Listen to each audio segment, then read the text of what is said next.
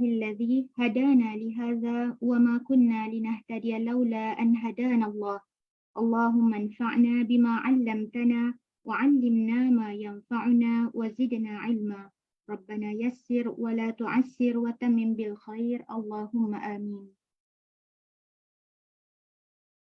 Ustaz dah masuk ke? Dah kan? Assalamualaikum Ustaz. Waalaikumsalam warahmatullahi. Ada dengar suara okey? Dengar Ustaz. Okey, baik. Silakan Ustaz. Okey. Assalamualaikum warahmatullahi wabarakatuh. Innal hamdalillah nahmaduhu wa nasta'inuhu wa nastaghfiruh wa na'udzu billahi min shururi anfusina wa min sayyiati a'malina may yahdihillahu fala mudilla lahu wa may yudlil fala hadiya lahu. Asyhadu an la ilaha illallah wahdahu la syarika lahu wa asyhadu anna Muhammadan 'abduhu wa rasuluh. Allahumma shalli wa sallim ala Muhammad wa ala alihi wa ashabihi wa man tabi'ahum bi ihsani ila yaumiddin. Amma ba'd. Terima kasih pada Puan Syahrini sebagai kita punya pengurusi ataupun moderator kita pada kuliah pagi ini. Dan alhamdulillah syukur pada Allah Subhanahu Wa Taala kita dapat lagi membincangkan tentang isu-isu berkait dengan muamalat. Dan hari ini insya-Allah kita nak share ataupun berbincang tentang tajuk yang saya kira penting jugalah dalam setiap kehidupan kita. Dan tajuk hari ini, sekejap saya forward apa ni? Okey, nota dalam tu Okey, jadi tajuk hari ini kita berbincang tentang hak-hak berkait dengan pekerja ataupun kita sebagai seorang pekerja ataupun sebagai seorang yang melakukan tugasan dan sebagainya. Maka di sana sudah tentu ada dia punya perkara-perkara ataupun daripada sudut agama bagaimana untuk menentukan perkara itu agar halal ataupun bertepatan dengan syarak. Dan hari ini kita nak pergi kepada perbincangan sebelum pergi jauh tentang isu berkait dengan apa yang kita nyatakan sebagai tajuk kita pada pagi ini. Saya sesama sebenarnya. Jadi harap-harapnya okeylah dapat bertahan kan. Okey, jadi bila kita sebut tentang perbincangan ini, maka kita tak lari daripada perintah dulu daripada Allah Subhanahu Wa Taala yang mana Allah perintahkan kita untuk bekerja. Okey. Dan bekerja di sini baik lelaki ataupun wanita, tapi fokusnya kepada suami lah. Fokusnya kepada suami yang mana Allah sebut dalam Al-Quran, Allah nyatakan dalam surah Al-Baqarah ayat 267. Okey, ayat 267 ni Allah nyatakan kepada kita, a'udzubillahi minasyaitonirrajim, ya ayyuhalladzina amanu anfiqu min thayyibati ma kasabtum wa mimma akhrajna lakum minal ardh. Maka Allah menyatakan kepada kita, wahai orang-orang yang beriman, belanjakanlah yakni harta kamu pada jalan Allah sebahagian daripada hasil usaha kamu yang baik-baik dan sebahagian dari apa yang kami keluarkan daripada bumi ataupun dari bumi untuk kamu. Okey. Jadi ayat ini dia seruan kepada orang beriman, dia tak kira lelaki ataupun perempuan. Saya pernah sebut sebelum ni, kadang-kadang ayat ini dia ada fokus untuk lelaki saja. Contohnya pada ayat surah Jumaah pada ayat 9 tu. Ya ayyuhalladzina amanu idza nudiya lis-salati min yaumil jum'ah fas'au ila dzikrillah wa dharul bay'.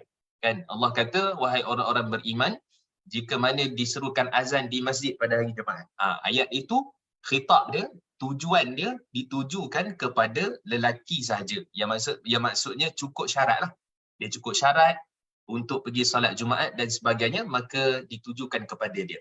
Tetapi pada setengah-setengah ayat ataupun kebanyakan ayat, dia maksud orang beriman lelaki dengan perempuan. Kalau ikutkan aminu ni, amanu ni maksudnya lelaki. Kan? Tapi kalau perempuan barulah mukminat. Kan? Mukminin, mukminat kan? Mukminin lelaki. Tapi ayat ni maksudnya amanu semua, lelaki dengan perempuan. Baik, apa dia? Allah kata anfiqu. Anfiqu ni maksudnya keluarkan zakat. Pada asalnya ayat ni ialah mengeluarkan zakat. Zakat ni semualah. Zakat nanti insyaAllah mana tahu ada masa, ada waktu nanti kita akan bincang juga bab muamalat tentang isu zakat-zakat moden lah.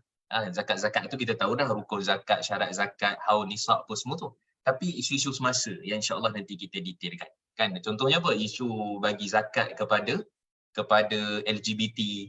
Contoh kan tu fatwa selama tu. Macam mana, apa sebab dia kan. Kemudian juga isu zakat cryptocurrency, zakat harum manis, macam mana harum manis kena zakat pula. Banyaklah juga kan isu-isu yang saya rasa taklah semasa sangat. Tapi perbincangan semasa lah. Okey. Jadi Allah kata anfiqu min tayyibati ma kasabtum. Maka hendaklah kamu infak daripada yang baik-baik ataupun daripada pekerjaan kamu yang baik-baik. Okey. Jadi syahid tu maksudnya ialah dalilnya, hujahnya, petunjuknya kepada apa perbincangan kita, ma kasabtum, apa yang kamu kerjakan, apa yang kamu lakukan. Kerja ni macam-macam lah sebab dia sebut kasabtum umum lah kan. Dia tak sebut al-kasbu. Kalau al-kasbu satu kerja lah, tapi kasabtum apa-apa pekerjaan, baik berniaga, melabur, berjual beli, jadi ejen kan, ada jadi ejen ejen apa-apa lah kan, ataupun jadi apa-apa saja yang memperolehi pendapatan, ya, ejen tarafur, ejen hartanah, ejen jual penapis air dan apa-apa lagi. Maka semua tu daripada yang baik-baik kata Allah. Apa yang kamu kerjakan, maka kena buat apa? Kena zakatkan. Jadi maksudnya hasil-hasil kerja kita, hasil-hasil daripada pendapatan kita, maka semua itu perlu dizakatkan. Okay? Jadi maksudnya tidaklah semua perkara yang kita keluarkan zakat tu, tetapi daripada yang baik-baik. Maksud yang baik-baik dekat sini ialah satu perkara yang mana kita tak boleh keluarkan dia, infakkan dia, ataupun bagi sedekah pun termasuk. Kan sebab tu ayat Quran bila sebut tentang infak, maka infak tu boleh jadi yang wajib, boleh jadi yang sunat. Yang wajib zakat, nazar, nafkah. Yang sunat apa dia? Iaitu sedekah, sumbangan, derma, wakaf dan sebagainya. Maka Allah kata yang baik-baik. Maksudnya Allah tak terima daripada harta yang tak elok. Kan contoh orang yang menang loteri ke, kan curi harta orang ke, rasuah ke, rampak ke ataupun apa, tiba-tiba dia kata saya nak keluarkan zakat untuk sucikan harta saya. Ada orang jumpa saya tanya macam tu. Kan dia kata dapat daripada harta haram saya keluarkan zakat, kira clean tak? Cleansing dia panggil. Kita kira cuci ke ataupun tak? Kita kata tak boleh. Sebab Allah kata daripada harta yang berbaik, maksudnya ialah harta yang halal. Barulah kamu keluarkan zakat.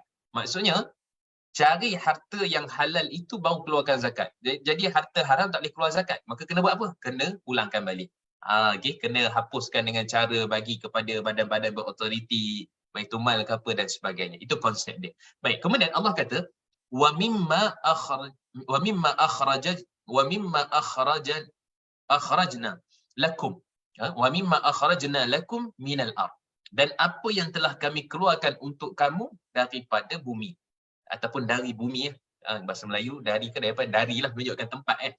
Jadi dari bumi. Maka dari bumi merujuk kepada apa-apa usaha kita dalam bentuk pertanian, dalam bentuk hasil-hasil ternakan, okay? Hasil-hasil sumber bumi dan sebagainya, pelombongan, emas, perak dan sebagainya, maka semua itu perlu dizakatkan. Tapi semua tu kerja. Kan kerja. Maksudnya semua yang kita lakukan itu merujuk kepada kerja, dan boleh rujuklah dekat sini saya sebutkan tentang bekerja ataupun cara berdagang dan sebagainya, hasil-hasil buah-buahan, hasil-hasil daripada pendapatan seperti mana disebut oleh Imam Ibn Kathir dalam tafsirnya. Maka ini semua merujuk kepada hasil-hasil yang mana kita kerjakan. Dan kerja ni juga Allah sebut dalam surah Yasin pada ayat yang ke-65. Allah kata kepada kita, al-yawma nakhtimu ala afwahihim wa tukallimuna aydihim wa tashhadu arjuluhum bima kanu yaksibun. Allah menyatakan di hari kami kunci mulut mereka, orang-orang kafir. Dan kemudian menjadi saksilah tangan-tangan mereka, ataupun bercakaplah tangan-tangan mereka, dan menjadi saksilah kaki-kaki mereka terhadap apa yang mereka kerjakan. Yang kerjakan tu berbentuk kesyirikan, maksiat, dosa dan sebagainya, perbuatan juga, kerja juga. Kan? Tetapi konsepnya berbeza dengan apa yang kita nak sebutkan ini. Jadi kasab betul, kasabah kerja, al-amal pun kerja juga. Ya'malun, apa yang kamu kerjakan. Kan? Ta'malun, apa yang kamu lakukan. Itu bentuk lebih mirip kepada amal. Tapi kasabah dia lebih fokus kepada lebih umum lah. Kerja-kerja yang dilakukan, kerja mungkin kerja baik, mungkin kerja jahat, mungkin kerja kerajaan, kerja swasta dan sebagainya, kerja sendiri. Maka itu perkataan kasabah lebih tepat untuk digunakan dalam konteks perbincangan yang kita nak sebutkan ini. Okey, kemudian seterusnya kita tengok dalil daripada hadis Nabi SAW. Dalam riwayat daripada Imam Abu Daud, hadis yang sahih, kata Nabi SAW, kafa bil mar'i ithman ay yudayya man yaqut. Kata Nabi SAW, seseorang ni dia fokusnya kepada suami lah. Cukup dikatakan berdosa jika dia melalaikan orang yang wajib diberikan nafkah. Melalaikan orang yang wajib diberikan nafkah ni maksudnya dia tidak bekerja.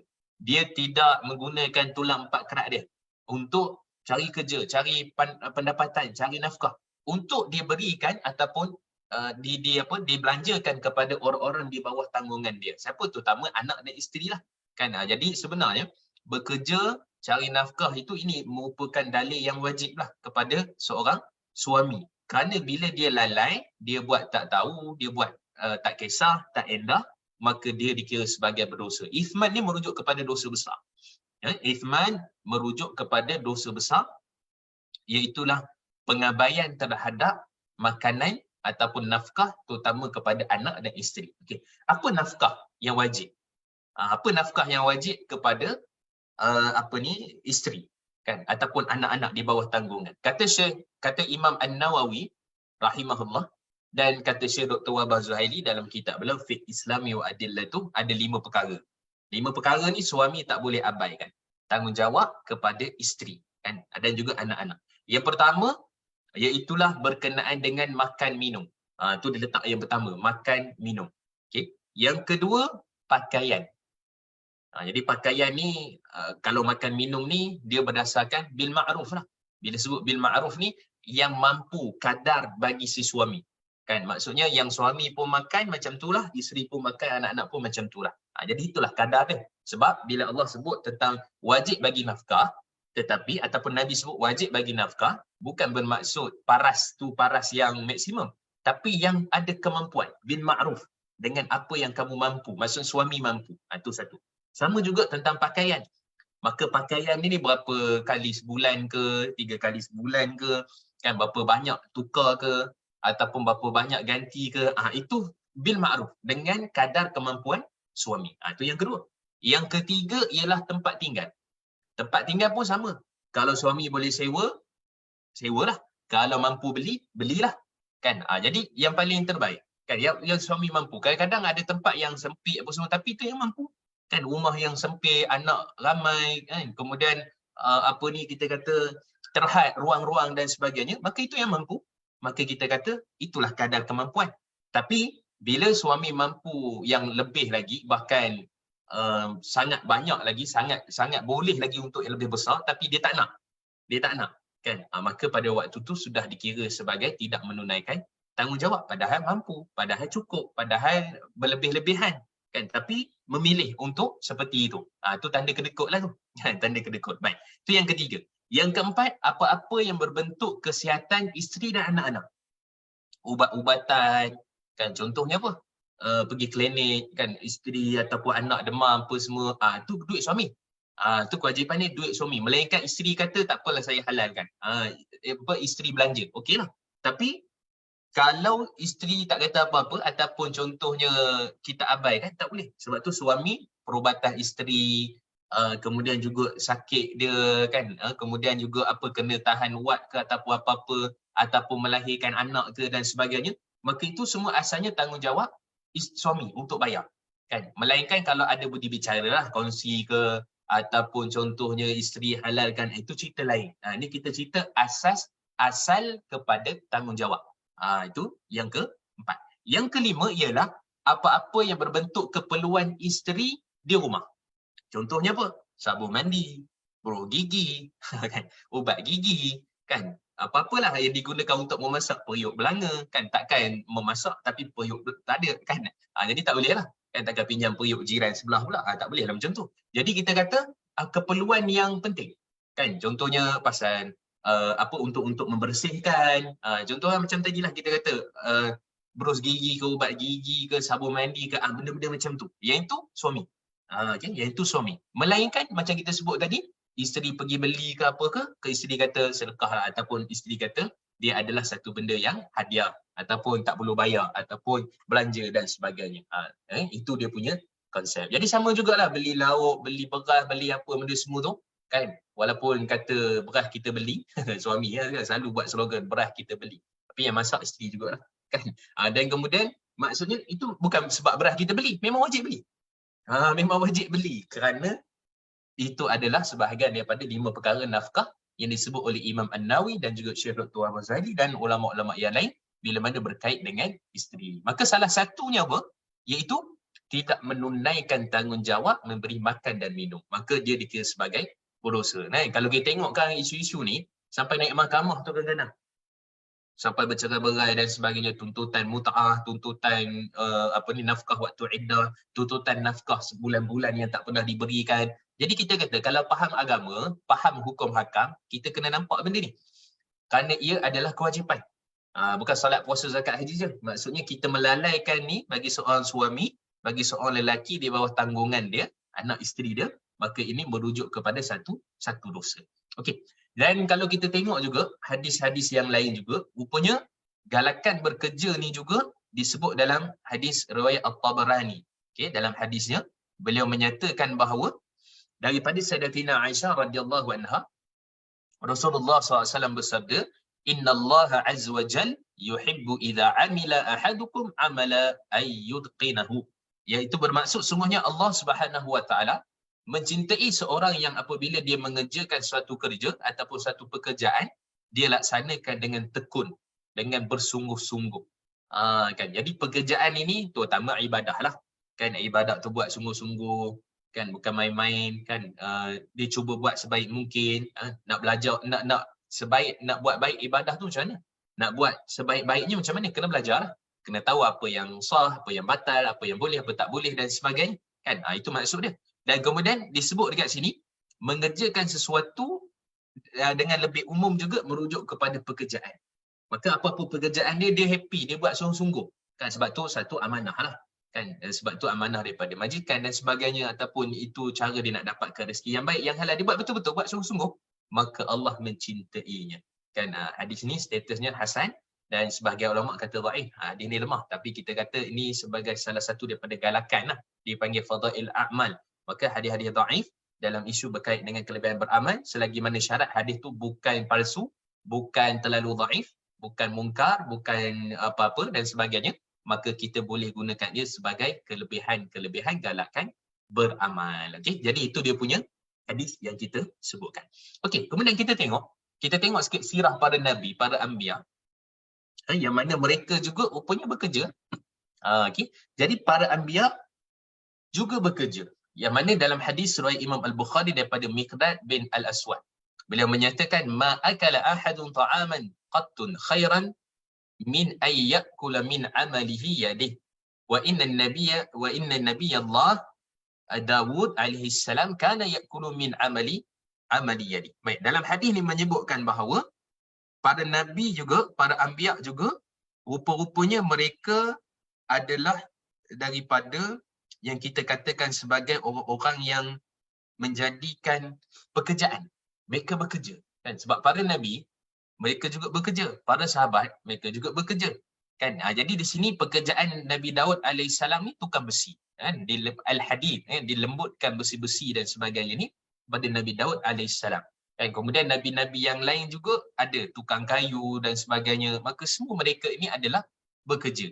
Dan sehingga kan Nabi SAW juga, kalau kita tengok, ma ba'asallahu nabiyyan illa ra'a al-ghanam faqala ashabuhu wa anta faqal na'am kunta ar'aha ala qararit li ahli Makkah. Baik, kata Nabi SAW, tidak ada nabi, Sayyidina Abu Hurairah menyatakan, tidak ada nabi kecuali pernah menjadi pengembala kambing.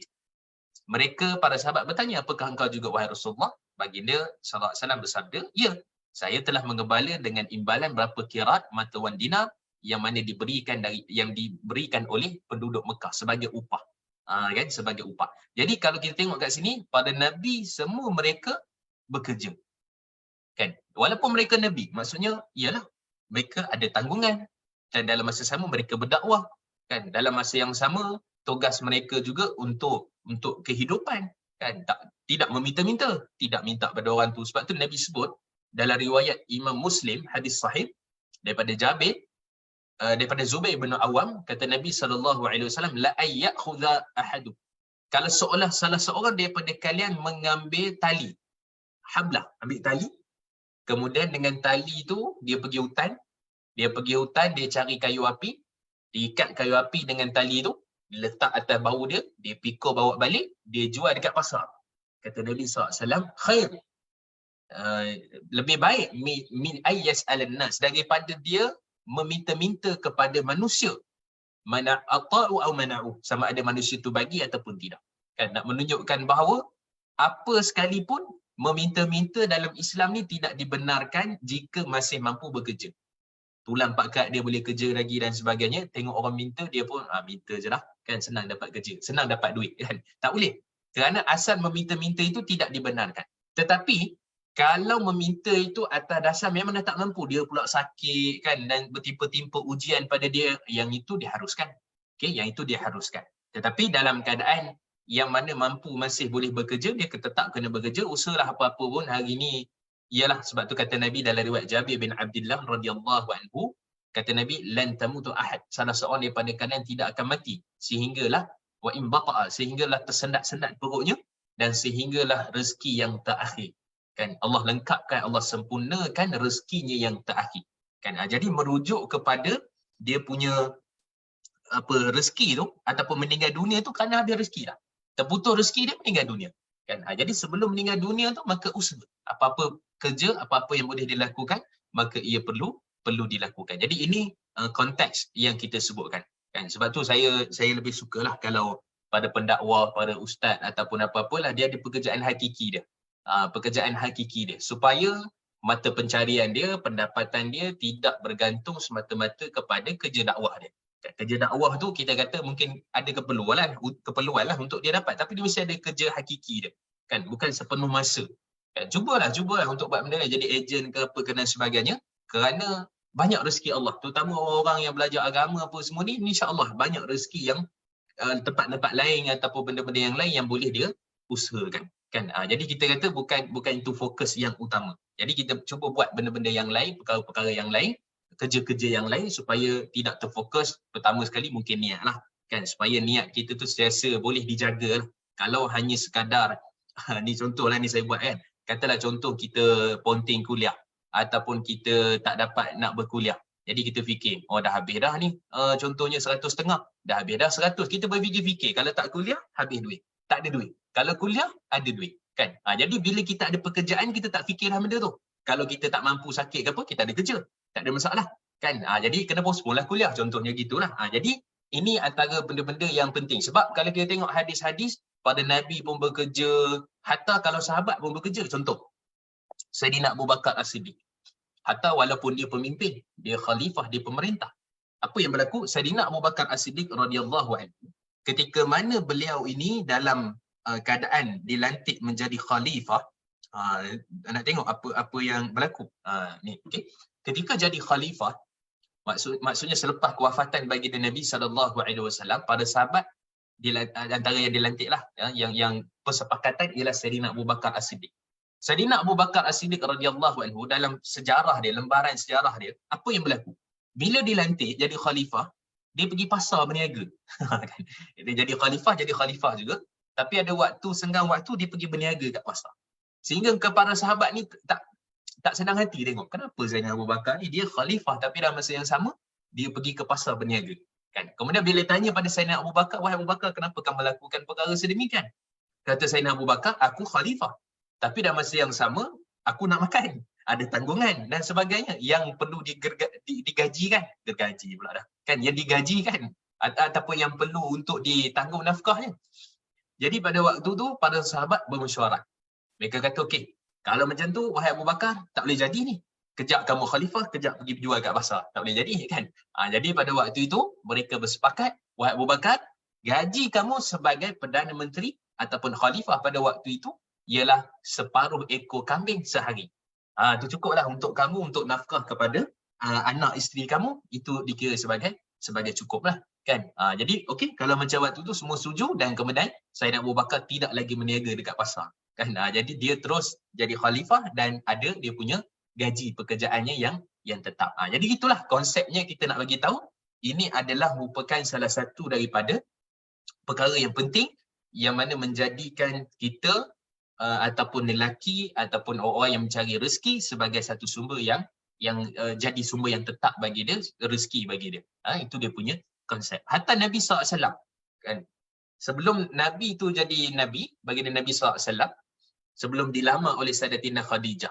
Ni walaupun riwayat ini daripada Ibnu Hisham, riwayat daripada Ibnu Ishaq, kan? Tak adalah dalam sebut dalam hadis-hadis sahih tentang Nabi berniaga di Yaman ni. Yang mana dia membawa barang dagangan daripada Khadijah. Kan? Dia disebut dalam lembaran sirah tapi tidak ada dalam hadis-hadis yang sahih lah. Okey. Jadi apa yang berlaku? Nabi kan dengan Sayyidatina Khadijah bawa barang dagangan tu ke Yaman dan sebagainya untuk berniaga. Dan Nabi SAW pada waktu itu ramai orang silap faham. Bila baca sirah ni dia kata Nabi pembantu Khadijah, Nabi ni kita kata sebagai salah seorang daripada rakan apa dan sebagainya. Sebenarnya bukan pembantu. Bukan bekerja dengan Khadijah. Dia bukan pekerja. Nabi bukan pekerja. Nabi bukan membantu Khadijah. Nabi rakan kongsi. Tu yang betul. Share partner. Kan? Rakan kongsi dengan Sayyidatina Khadijah. Buktinya apa? Nabi pakar dalam berkata-kata. Nabi pakar dalam urusan berkait dengan kalau kita kata wahyu tu, wahyu lah. Tapi waktu tu belum lagi Nabi mendapat wahyu. Kan? Belum lagi berkahwin dengan Sayyidatina Khadijah. Masa awal-awal peringkat, waktu Nabi tengah remaja, Nabi dalam keadaan bekerja dan sebagainya. Maka Nabi SAW akan kongsi. Ni kalau istilahnya lebih kurang lah. Kita kata mudharabah. Mudharabah ni, saya ada modal, puan-puan contohnya ada kepakaran. Modal mungkin tak ada ataupun sebaliknya. Kan? Saya ada kepakaran, puan-puan tak ada modal. Puan-puan tak ada kepakaran tapi ada modal. Maka puan-puan bagi saya modal tu dan kemudian saya berniaga, buka store burger ke, buka kedai makan ke apa dan sebagainya. Maka itu dipanggil mudharabah. Maksudnya perkongsian untung dan rugi nanti kita tetapkan berapa persen. Kan? Jadi saya ada modal, saya ada kepakaran. Saya ada modal, orang si A ada kepakaran. Kan? Ataupun si B ada kepakaran, si A ada modal. Jadi kita gabung kepakaran dengan modal. Kan? Jadi bagilah modal dekat dia, kemudian dia mengerjakan. Begitu yang berlaku dekat Nabi. Sebab tu Nabi bukan pembantu. Nabi bukan kita kata pekerja. Nabi adalah rakan kongsi. Sebab Nabi cakap dalam urusan kepakaran, berdagang dan apa semua ni, sebab tu untung. Perniagaan Nabi tu untung.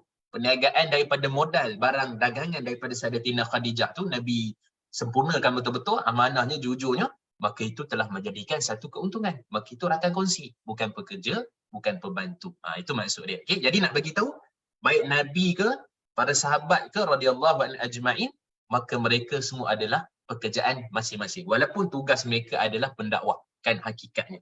Okey. Kemudian, kita tengok seterusnya. Okey, kita kalau ada soalan ni. Okey. Nota. Boleh? Tolong bantu kan. Nota tu boleh sebar-sebarkan. Okey. Kemudian, betul ke para Nabi yang pernah menjadi penggembala kambing? Adakah ini mengajar mereka bersifat penyabar? Betul? Betul? Sebab iyalah itu betul, semualah tu kan. Maksudnya penyabar, pengasih, menjaga, mimpin, mengawal, melindungi, strategi. Dan ada pun sebahagian para ulama yang mensyarahkan hadis-hadis berkait dengan Nabi memelihara kambing ni, maksudnya sebelum kejadian ataupun sebelum Nabi tu sebagai dibangkitkan jadi rasul. Dan itulah tugas sebelumnya, maksudnya pekerjaannya. Tapi bila Nabi SAW telah dibangkitkan menjadi rasul, maka pada waktu itu fokus Nabi SAW itu kepada dakwah lah satu patus sebab dia akidah kan. Tetapi dalam masa yang sama tetap Nabi dalam selang-seli itu Nabi mendapatkan pendapatan. Nabi bekerja dan antaranya juga Nabi dapat harta rampasan perang. Okay. Khumus dipanggil. Ataupun yang lain Nabi dapat daripada kita kata hadiah daripada Rom, Parsi dan sebagainya. Bukan Nabi yang minta tapi dapat hadiah. Kan? Dan kemudian ada kalanya Nabi macam contoh hadis riwayat Imam Tirmizi, hadis Abu Haytham. Abu Haytham ni dia ada kebun kurma, kambing-kambing, ternakan, dia kaya lah, dia kaya. Maka satu hari tu hadis ni ramai orang silap faham. Orang kata Nabi meminta-minta. Nabi tak minta-minta. Para sahabat tak minta-minta. Satu hari Nabi keluar dengan keadaan yang jarang Nabi keluar. Kerana terlalu lapar. Nabi keluar, pergi rumah Sayyidina Abu Bakar.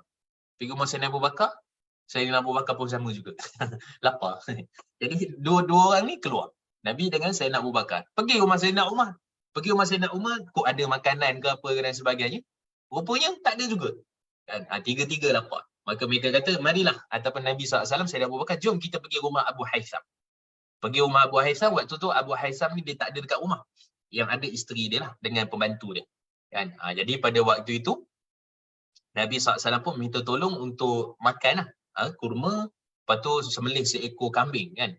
Dan kemudian 3 orang makan kambing. Taklah besar lah. Maksudnya bolehlah makan untuk 3 orang tu cukup lah.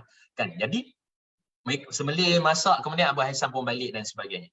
Jadi bila balik tu, Nabi SAW sebut bila makan tu, nanti kalau kami dapat daripada tawanan perang, kami akan seolah-olah Nabi kata macam kami nak bayar balik lah dengan 2 orang tawanan perang sebagai pembantu untuk kamu. Kerana kamu beri kami makan kurma dan juga kambing ni.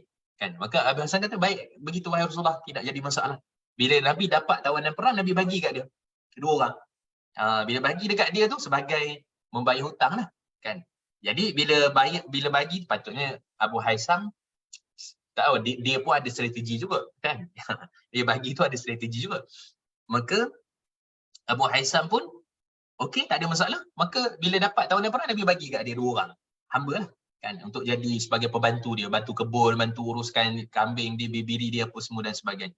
Bila bagi tu, kemudian kata Nabi SAW, Nabi kata maksudnya membebaskan hamba tu lebih besar pahala. Akhirnya dua-dua dibebaskan. Dua-dua tu dibebaskan dan kemudian sebenarnya tak ada bayaran. Tak ada bayaran. Memang hadiah lah daripada Abu Haisam, tapi Nabi sendiri memang sungguh-sungguh untuk memulangkan makan kurma ataupun kambing itu dengan tawanan perang. Kan? Jadi Nabi tak pernah meminta-minta. Itu kita kena faham. Walaupun Nabi dah jadi Rasul, dah jadi Nabi, dibangkitkan, tapi ada kalinya Nabi berhutang. Nabi berhutang dengan orang Yahudi dan sebagainya, hutang untuk beli makanan, cagarkan baju besi. Maka Nabi tidak meminta-minta. Itu perkara yang kita kena jelas, kena faham dalam isu berkait dengan perkara ini. Okay? Itu ringkas tentang isu para sahabat Nabi dan juga apa yang mereka lakukan. Okey, kemudian kita nak tengok juga. Okey, sambil-sambil tu kita selang-selilah kalau kita ada soalan. Apa pandangan Islam bila seorang suami mengatakan isteri mesti tanggung sebahagian perbelanjaan rumah kerana suami yang beri izin untuk isteri bekerja? Okey. Izin untuk isteri bekerja bukan bermakna itu dapat pendapatan untuk si suami. Isteri diizinkan untuk bekerja atas ihsan dan kebaikan si suami untuk izinkan untuk isteri mungkin nak tambah pendapatan, nak tambah duit ke atau apa-apa dan sebagainya. Kan? Jadi kita kata itu duit dia. Kan macam isteri saya bekerja. Kan jadi guru dekat Ria Islam International School dekat itu kan. Jadi saya kata dia kerja lah, tak ada masalah. Tapi satu sen pun saya tak ambil duit dia. Kerana itu duit dia. Tak boleh saya kata awak kena bayar rumah ya sebab awak bekerja. Tak boleh. Kerana tanggungjawab asalnya rumah ke, kereta ke apa semua tanggungjawab suami. Kan tanggungjawab suami. Maka tak boleh kita nak berbahagi-bahagi demikian. Melainkan kalau isteri sendiri yang setuju. Kan isteri mungkin cadangan tu suami bagilah. Kan suami bagi kemudian kalau macam tu tak apalah isteri bantulah. Dengan rela hati. Bukan kerana terpaksa. Kan sebab asalnya itu semua adalah tanggungjawab suami. Tapi hari ni kalau kita tengok semua orang macam tu.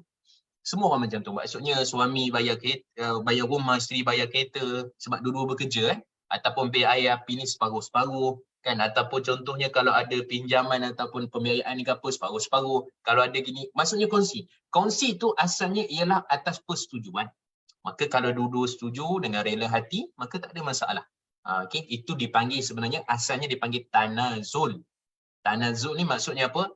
Isteri mengurangkan bahagian hak yang patut menjadi kewajipan si suami membayarnya, maka konsep tanazul tu isteri melepaskan hak. Maksudnya hak di sini ialah isteri tolong bayarlah ataupun isteri tolong untuk bantu sekali. Maka yang itu pahala, insya-Allah pahala. Tapi dia jangan menjadi satu apa kita kata tekanan lah. Jadi satu paksaan dan sebagainya, kerana itu bukan pada asalnya. Kan? Jadi dia semua tu atas konteks persetujuan.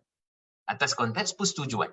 Maka kalau itu yang dirundingkan dalam rumah tangga suami isteri, silakan. Tapi asalnya siapa kewajipannya adalah si suami. Dan tak boleh usik duit isteri. Dan juga isteri boleh tak ambil duit suami? Boleh. Tapi dengan syarat dia adalah keperluan. Bukan saja ambil-ambil lah kan. Tak boleh dia kata duit suami, duit dia semua. Tak boleh. Kan? Itu pun Islam memandang benda tu sebab ada hadis dalam riwayat daripada Hindun binti Utbah daripada Abu Sufyan radhiyallahu anhu. Hadis ni famous lah. Iaitu berkenaan dengan Abu Sufyan ni sangat kedekut. Sehingga kan nafkah dekat rumah dia apa semua pun, dia ada duit. Tapi sangat kedekut. Rajulun syahid. Kan Nabi sebut rajulun syahid. Lelaki yang sangat kedekut. Haji Bakhir itu level tinggi dah, dia atas lagi. Haji bakhil syahid. Kan bakhil syahid, shin ha ya ha, rajulun syahid, maksudnya lagi tinggi dia punya bakhil dia tu. Maka makan minum tak ada, dia tak beli apa semua. Kemudian dia mengadu kat Nabi. Dia binti Utbah datang jumpa Nabi SAW. Ya Rasulullah, boleh tak aku ambil, ni dalam riwayat Imam Bukhari, hadis sahih, boleh tak aku ambil harta Abu Sufyan ni, aku jumpalah dalam poket jubah dia apa semua kan, saya jumpalah kan, boleh tak dia ambil? Maka kata Nabi SAW, innama yakfiki wa waladaki bil ma'ruf. Kan? Kata Nabi SAW, cukup untuk engkau dan anak-anak engkau ambil dengan cara yang baik. Maksudnya itu culas dalam bagi nafkah, itu kedekut. Maka boleh ambil tanpa pengetahuan suami untuk beli beras, untuk beli lauk, beli apa semua, tak ada masalah. Kan? Tapi kalau ambil duit suami tanpa pengetahuan suami, nak beli pulut dakap. Pulut juga. Adik-adik beras, pulut dakap tu emas lah. Kan? Beli emas tanpa pengetahuan suami, itu tak boleh lah, sebab dia bukan keperluan. Bukan keperluan. Melainkan kalau isteri kalau tak beli emas tu, dia bergigil-gigil, dia pensan, dia apa?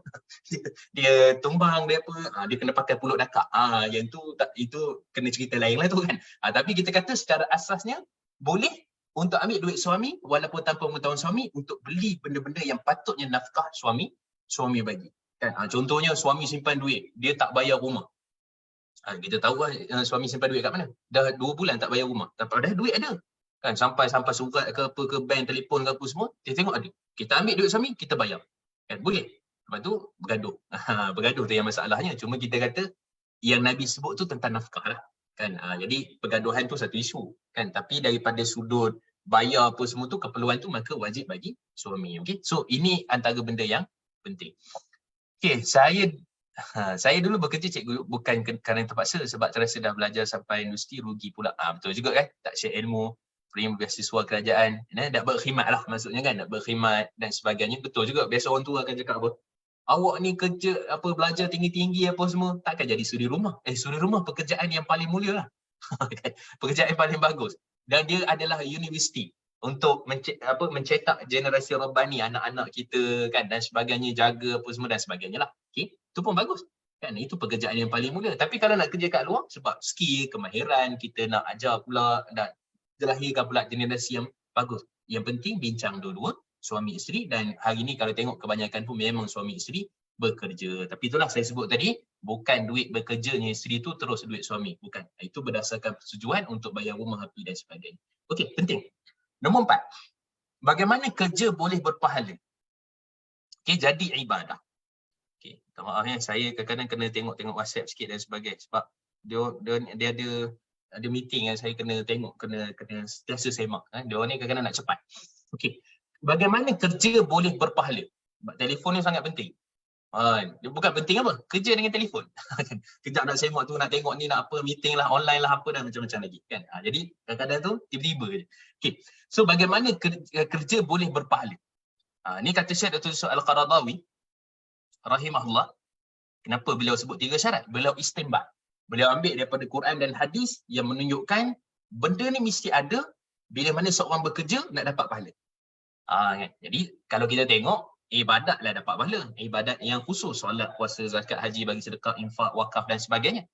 Tetapi kerja, nak cari duit, nak cari rezeki, dia boleh jadi pahala. Kan ini kelebihan lah yang Allah bagi kepada umat Islam bila mana dia bekerja tapi boleh grab pahala. Okey. 3 syarat kata Syekh Dr. Yusuf Al-Qaradawi. Pertama, ikhlas kerana Allah dalam setiap pekerjaan. Pekerjaan dia tu ikhlas kerana Allah Subhanahu Wa Taala. Kan ikhlas ni dia bukanlah niat. Niat nawaitu rafa'an ke nawaitu amal ke, saja aku kerja kerana Allah, saja aku buat berniaga ke, taklah. Maksud niat ni niat dalam hati. So niat ni ialah satu perkara yang kita nak buat tu betul-betul untuk kita menjauhi daripada benda-benda yang tak baik, yang tak elok. Ataupun kita nak supaya kita buat kerja ni nak bagi nafkah kepada anak isteri kita yang paling terbaik. Jadi benda tu pahala dan itu tanggungjawab. Maka kalau kita niat ikhlas kerana Allah Subhanahu Wa Taala dalam setiap pekerjaan kita, maka yang itu kalau ada persoalan kalau ada persoalan apa-apa yang sebelum ni, kelas-kelas kuliah sebelum ni, boleh tanyakan. Kita bincang insya-Allah. Selang-seli ni kita ambil lah. Okey. So ikhlas kerana Allah Subhanahu Wa Taala. Dan jadi dia satu sifat yang sangat terpuji untuk kita dalam pekerjaan kita, kita buat perkara yang seperti. Sebab asalnya, kerja ni ialah ibadah umum. Ibadah umum ni, kalau kita tak ada syarat-syarat ni, dia jadi tak ada pahala lah. Contoh, makan. Makan umum je, haruslah hukum dia. Tapi kalau makan tu dengan baca bismillah, sebab tu kata Imam Syatibi, bagus ni perkataan Imam Syatibi ni. Imam Syatibi menyatakan dalam kitab beliau Muwafaqat, rukun apa ni, ruling, syariah ruling ni, ataupun kita kata hukum taklifi kan, yang wajib, sunat, harus, makruh, haram tu, ada 5 tu. Bila benda tu kebanyakannya adalah benda tu harus, dia tak terlepas daripada empat yang lain lagi. Maksudnya harus, tapi dia boleh jadi haram. Harus boleh jadi sunnah. Harus boleh jadi makruh. Harus boleh jadi haram. Contohnya kita bawa contoh paling mudah, makan. Makan benda yang haram. Haram, yang asal makan tu harus. Makan ikut sunnah Nabi. Sunnah dapat pahala. Jadi makan nasi tangan kanan, mulakan yang dekat, kan, kemudian apa lagi, baca bismillah dan sebagainya. Jadi lepas tu akhirnya baca doa. Jadi itu dapat pahala sunnah walaupun asalnya harus. Macam mana boleh jadi makruh? Makan benda-benda yang makruh, kan, benda-benda yang terlampau berbau ni, terutama nak pergi surau masjid lah, kan, benda-benda yang kalau sedawa tu sampai Tok Imam berbau kan, sampai 3 saf belakang, kan, bau durian dan bau apa. Bukan masalah makan durian tu, masalah bila pergi masjid sedawa tu.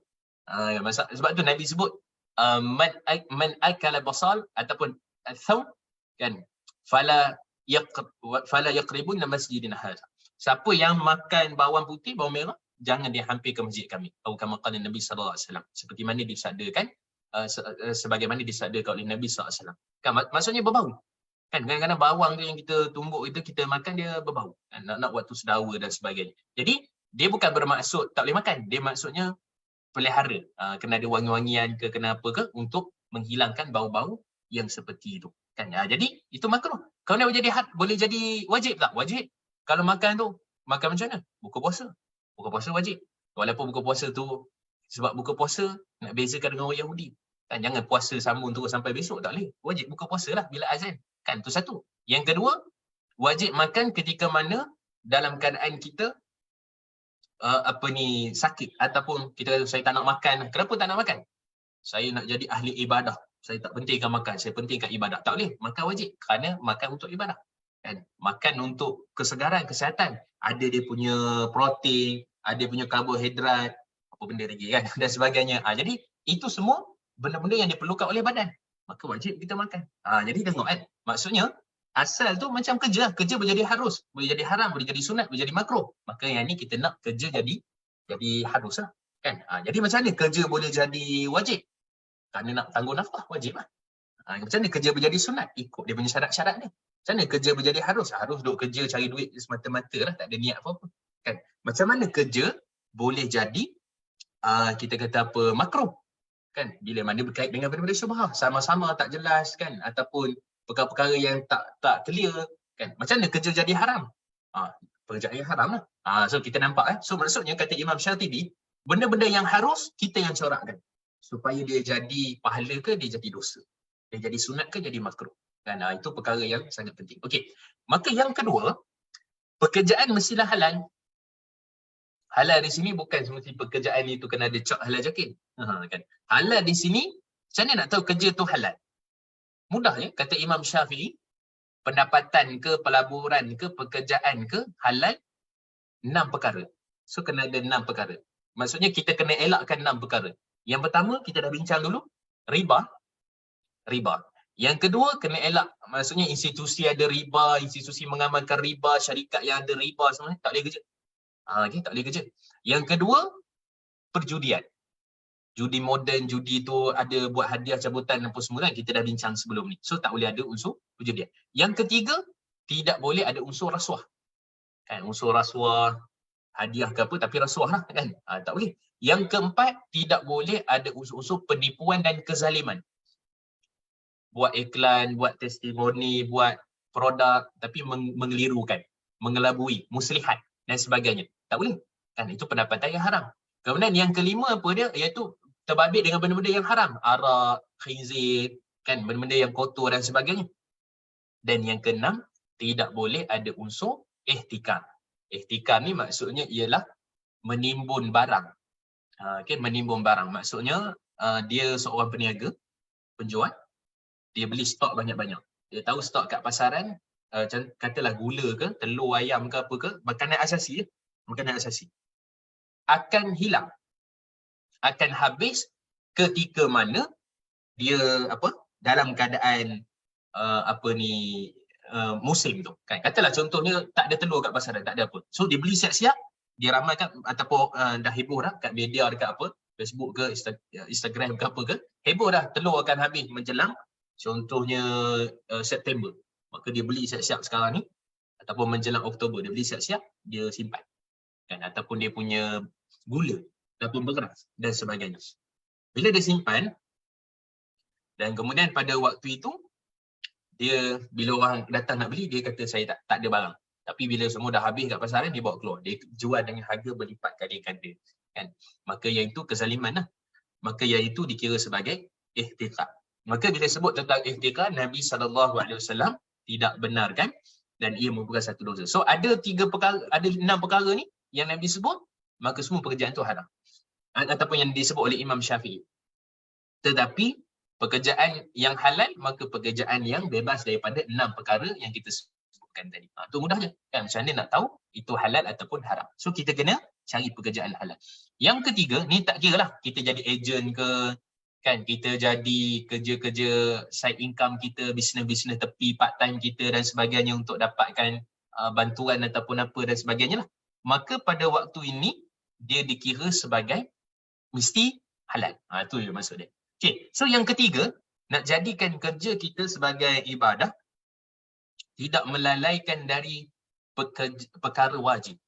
Jangan sampai jual beli, meniaga kat pasar, terik saham melabur, sampai tinggal solat. Sampai lewatkan solat. Sampai tak mengerjakan solat. Sampai tak solat Jumaat. Dan sebagainya. Ni terutama bagi lelaki lah ni. Maka kita kata di situ hilanglah pahala. Jadi pekerjaan kita tu hanya sekadar kerja. Kita tak mendapatkan pahala dalam melakukan pekerjaan. Maka 3 syarat ni, kata Syekh Dr. Zulkarnabawi, kena ada ketika mana kita melakukan pekerjaan untuk mendapatkan pahala di sisi Allah Subhanahu Wa Taala. Okey, jadi itu dia punya cerita dia, dia punya konsep dia. Okey, isteri yang bekerja bukan atas dasar cari nafkah biasanya lebih ceria dan ada keberkatan pada keluarga. Betul? Kan, bukan sebab bukan kerana iyalah kalau kematian suami lumpuh ataupun apa dan sebagainya, cerita lain lah. Tapi selagi mana suami boleh kerja, maka kita kata itulah dia punya asal dia. Kan, itulah dia punya kaedah dia. Okey. Adakah jatuh haram bekerja jika menyebabkan tak tutup aurat sempurna, tak dapat jaga pergaulan, tak jaga solat? Yang tak jaga solat tu problem lah. Okey. Jadi jatuh haram kalau tak tutup aurat, pekerjaan tu sendiri yang tidak, contohnya jadi model ke apa, itu haram lah. Itu confirm lah. Okey. Tapi ada jenis pekerjaan ini, isu tak tutup aurat ini ialah contoh itulah kadang-kadang saya pun pelik. Perempuan ni selalu dimanipulasi. Iklan jual tayar kereta. Tak, macam mana perempuan ada kat situ? Kan? Iklan kalau jual shampoo ke jual apa tu logik lah juga kan. Ni tak ada kaitan pun jual tayar kereta kan. Kemudian jual pintu pagar. Iklan jual pintu pagar. Ada perempuan kat situ. Jadi itu semua adalah daripada benda tu sendirilah. Okay. Jadi bila sebut tentang tak tutup aurat ini, maksudnya tak tutup aurat kalau peragaan apa itu tak boleh. Tapi kalau tak tutup aurat tu, ni kan soalan ni. Ada sebab uniform ke ataupun apa, tak tutup aurat sempurna lah. Okay. Mungkin terlalu ketat ataupun mungkin dia pendek tapi dia pakailah dia punya stokin lengan. Tak tahulah saya panggil stokin kan, stokin lengan tu kan. Dia pakai tapi still tak berapa kemas lah aurat dia. Maka kalau pada waktu itu wajib pakai uniform ataupun apa, dia cubalah kan, kalau baju tu cuba saiz yang besar sikit ke, ataupun kalau tangan tu kena ni, tudung dah kena bertudung lah dan sebagainya, maka kita kata yang itu tidaklah menjadikan pekerjaan itu haram. Okay? Tidaklah menjadikan pekerjaan itu haram sebab tujuannya adalah kerja tu. Tapi kalau tujuannya membuka aurat, mendedahkan aurat, maka yang itu memang haram lah. Kan? Jadi kena beza tu. Satu, memang kerja yang mendedahkan aurat. Yang kedua, kan, saya kalau tak dapat kalau pakai tudung tak dapat job berlakon. Pening tu. Itu problem itu, masalah tu kan. Itu satu cerita.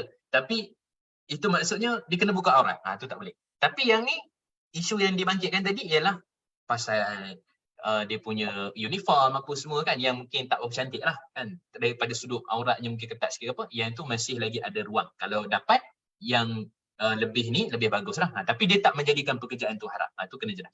Okey, kemudian tak dapat jaga pergaulan. Tak dapat jaga pergaulan ni, itulah kadang-kadang ini benda penting ya, sebab hari ni kalau kita tengok isu ni, ya biasalah pergi makan kan. Saya pun serabut juga tengok pergi makan, suami isteri orang bergelak ketawa dekat restoran, dekat apa semua kan. Itulah dunia moden sekarang. Kalau kita tegur pun kata kolot kan, ni kolot lah ni, pergaulan apa semua tak ni. Kita kan office mate kan, rakan sepejabat. Memang betul. Sebab kadang-kadang ialah lebih banyak yang direnungkan itu rakan sepejabat dia daripada muka anak dan suaminya dekat rumah. 8 jam kan. 8 jam balik umpang jam pula dah sampai rumah pukul 8 semayang, masak ke kalau sempat masak. Dah tidur lah. Mana sempat nak tengok muka suami, muka anak-anak. Besok tengok lagi muka kawan pejabat dia. Maka muka kawan pejabat dia lebih banyak untuk dilihat daripada muka suami dan anak dia sendiri. Kan? Jadi kadang-kadang benda tu yang jadi mesra. Jadi yang melampau. Jadi yang kita kata pergi satu kereta, pergi makan. Kan? Kemudian bergelak ketawa, isteri orang, lelaki orang, bini orang dan sebagainya. Timbul pula gosip-gosip dekat pejabat.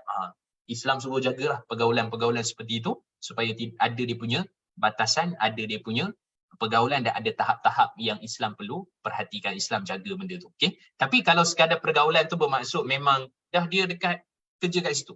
Kan? Perempuan 3-4 orang, lelaki 5-6 orang angkat barang pun tempat tu memang di situ. Kan? Contohnya apa? Kat kedai-kedai macam outlet, kan? Kedai-kedai jual barangan apa semua tu kadang-kadang memang bercampur lelaki perempuan. Tapi bagus juga adanya perempuan tu. Sebab apa? Sebab waktu Jumaat, perempuan jaga. Kalau tak ada pekerja perempuan, ada pula lelaki yang kena bergilir pergi solat Jumaat. Maka tak cantik juga. Maka manage staff tu baguslah. Maksud sebagai majikan dia kena manage betul-betul dia punya staff tu. So ada perempuan, ada lelaki dan jagalah juga pergaulan tu. Jangan terlampau ni sangat. Dan di samping itu, sebab shopping mall tak boleh tutup waktu Jumaat. Bukan shopping mall tak boleh tutup. Kedai yang ada dalam shopping mall tu kita tak boleh suka-suka hati tutup. Nanti kena saman. Manajemen pengurusan. Sebab shopping mall bukan orang Islam punya. Malailah shopping mall kat Mekah ke apa semua dan sebagainya kan. Dia waktu solat boleh tutup. Kalau kita jadi owner kita boleh tutup, tak ada masalah. Kan? Tapi sebab manajemen pengurusan bukan Islam, maka tak boleh tutup. Kan? Antara 12.30 sampai pukul 2 tak boleh tutup. Maksudnya kena ada orang jaga. Maka kena ada, saya sendiri tu berhadapan juga bila saya kerja dekat Alexan Sports dan Berhad jadi pegawai agama kat situ. Lama dah ni, tahun 2012 tu. Yang mereka hadapi ialah staffing lah. Pengurusan berkait dengan staff. Kan? Jadi sebab tu saya kata korang-korang kena ada 2 orang lah. Maksudnya satu outlet. Satu outlet sekarang ni ada 185 outlet Alexan Sports yang Berhad tu. Bukan sekat kaya lah. Banyaklah dia punya CSR apa semua dan sumbangan semua tu. Baik juga dengan dia punya owner tu, Haji Ali tu pernah kerja. Selalu juga kadang-kadang kontak dia, tanya khabar apa semua. Dia sangat low profile. Seorang yang hartawan, jutawan yang sangat hebat. Tapi nak bagi tahunya, dia ni, apa kelebihan dia ni? Kelebihan dia ialah, dia upahkan 4 orang ustaz. Waktu itulah zaman saya tu, 5 orang ustaz. Semua ustaz ni jaga kedai. Jaga kedai apa? Jaga staff. Untuk apa jaga staff? Supaya semak dan imbang staff ni daripada sudut attitude dia satu. Yang kedua, ajarkan dia fardu ain. Kan? Panggil seorang-seorang staff tu, waktu dia free tak ada apa semua, baksir ke apa, ambil dalam 15 ke 20 minit macam tu, tak lama. Ajar dia, test dia tentang mandi wajib, pandai tak mandi wajib, wuduk pandai tak wuduk sunnah, solat macam mana, jaga tak apa semua, macam tu. Kan? Apa Haji Ali kata? Haji Ali kata, owner dia tu kata, saya minta tolong ustaz, bantuan pada ustaz-ustaz supaya saya tak dipertanggungjawabkan di hari akhirat kelak. Kenapa saya tak tegur staff-staff saya tentang solat, tentang puasa, tentang apa dan sebagainya. Nampak? Ni mindset orang berjaya. Kan? Memang berjaya lah kan. Okay? Jadi nak katanya, dengan kejayaan dia tu, kalau tengok, ni saya cerita sikit lah supaya ambil ibrah pengalaman kita. Kalau tengok Tuan Haji Ali ni, dia buka daripada 1993, 1999. Dan kalau tengok, banyak syarikat-syarikat jual pakaian sukan apa benda semua ni, dia akan buka. Kan, kalau tengok dulu macam-macam syariat, semua buka tutup. Tapi kelebihan Haji Ali ni mungkin rezeki dia lah, kot doa mak dia pun dah meninggal dah, Hajah Mariam tu. Kan, saya pun sempat berborak, baik sangatlah mak dia tu. Okay. Rahimahullah, meninggal dah. Jadi dia kata mudah je, maksudnya kita jaga agama, jaga buat apa semua kan, jaga ni dan kemudian kalau kita pergi tengok contohnya dekat kedai-kedai tu ada yang tak pakai tudung pun. Dia memang dia tak pakai tudung, bukan disuruh tidak pakai tudung. Kan? Kalau untuk perempuan lengan panjang, dia punya baju tu lengan panjang. Pilihlah saiz apa semua lengan panjang. Tutup aurat sempurna. Tapi ada kadang-kadang tu kalau kita pergi kat KL kat apa semua tu, dia punya kat kedai tu ada yang tak pakai tudung. Kenapa tu? Kan itu timbul persoalan dulu. Bukan saya bangkitkan, adalah kalau ustaz ni bangkitkan. Kenapa kita tak cari staff yang bertudung? Jadi jawab apa? Kalau kita yang tak bantu dia, yang tak ajarkan dia, siapa yang nak bantu kat luar sana? Dengan kehidupan dia macam tu. Jadi dia ada skill, dia ada kemahiran. Cuma agama tu kurang sikit, kata Jali. Maka kita welcome dia. Datang dia, ustaz-ustaz pergi ajar dia. Kan? Ada ustazah, ada juga ustazah pun pergi ajar dia dan sebagainya. Kan? Supaya dia faham solat, apa itu aurat pun. Tu dakwah. Kan? Maksudnya, itulah berkat. Nak cari penipuan apa semua tu lagilah jelas. Kan? Saya tengok satu-satu company yang dia ada tanda bulan. Berapa umur kasut tu? Kalau hijau, 1 ke 3 bulan. Tu price tag dia tu ada warna hijau. Maksudnya dia mahal lah. Kemudian warna ungu, 3 ke 6 bulan dah umur kasut tu. Kalau warna orange, iaitu dah masuk setahun. Dia punya umur dia. Maka itu pun ada maksudnya. Maksudnya betul-betul real lah kan. Kita jaga betul customer, pelanggan dan sebagainya. Tu saya nak pujilah tentang tu pengalaman kan. Tentang isu berkait macam mana dengan seorang businessman tapi ada mindset agama. Kan. Kemudian ada yang paling best sekali tu, kita buat tracker solat. Tracker solat ni maksudnya setiap sebelum closing kedai tu, mereka kena tick Zuhur, Asar, Maghrib, Isyak. Solat ke tak solat? Dia kena tick. Kalau tak tick situ maksudnya manager kena ni lah. Dan kemudian CCTV boleh pantau. Kan boleh tengok betul ke mereka ni tipu ke tak tipu. Tengok ada sekali dia masuk surau tapi tick banyak. Boleh detect punya kan. Jadi kita kata waktu tu kalau dia tak solat, katalah contohnya tracker hantar tak solat. Jadi kita kena jumpa lah. Kena counselling lah. Kenapa dia ni tak solat? Kenapa begini? Gini-gini. Saya tak faham lagi gini-gini. Saya tak. Okay. So kita faham masalahnya. So kita ajar. Kan? Jadi itu mindset lah orang berjaya lah saya ingat tentang isu tu. Okay. So pergaulan apa semua tu, tak jaga solat tu memang tak berkat lah. Okay. Itu dia punya cerita dia. Pramugari dan pramugara. Itulah kan. Tak tahu lah, ini masuk pula isu-isu politik kan. Tak nak bincang lah tu. Okay. Ya, tapi masa solat Jumaat yang lelaki pula datang membeli. Tu je betul juga tu kan. Shopping mall tu takluk pada syarat salam penduduk bisnes lah. Saya pun interview juga dulu pekerja-pekerja tu. Pergilah juga interview kan sebelum masuk Alisan Sport tu. Tanyalah pasal solat, pasal apa dan sebagainya. Adalah yang dia jujur je kata saya tak solat Ustaz. Kadang-kadang je solat. Tak apa. Boleh masuk. Bukan sebab dia tak solat tu tak boleh masuk kerja. Tak dapat interview dah. Kita try untuk tabiah dia kan. Itu kelebihan. Jika suami tak pernah bagi nafkah kepada RM kepada isteri, sebaliknya apa saja keperluan isteri dia sediakan, macam mana soalan dari jemaah. Okey. Asalnya nafkah tu makanan. Kalau bagi duit ni kita kata atas ihsan. Atas ihsan. Okey. Yang wajib, okey, waktu akad nikah tu yang wajib mas kahwin. Yang dipanggil sebagai sadaq. So mas kahwin tu. Kan Allah sebut dalam surah An-Nisa tentang sadaq tu. Bagi mas kahwin itu yang wajib, masuk RM25 berapa sen kalau kat Selangor 300 waktu wajib. Tapi pemberian yang atas tu untuk nak kita kata kepada pihak isteri kan, sebab tu perkahwinan itu asalnya tu je yang wajib. Kan tu je yang wajib. Tapi kerana atas dasar nanti nak kenduri dan apa semua dan sebagainya, maka takkanlah tak ada ihsan. Itulah letak hantaran kan, 10,000 ke apa ke untuk kenduri kenalah untuk habis dalam isu itulah kan. Nama pun raja sehari je.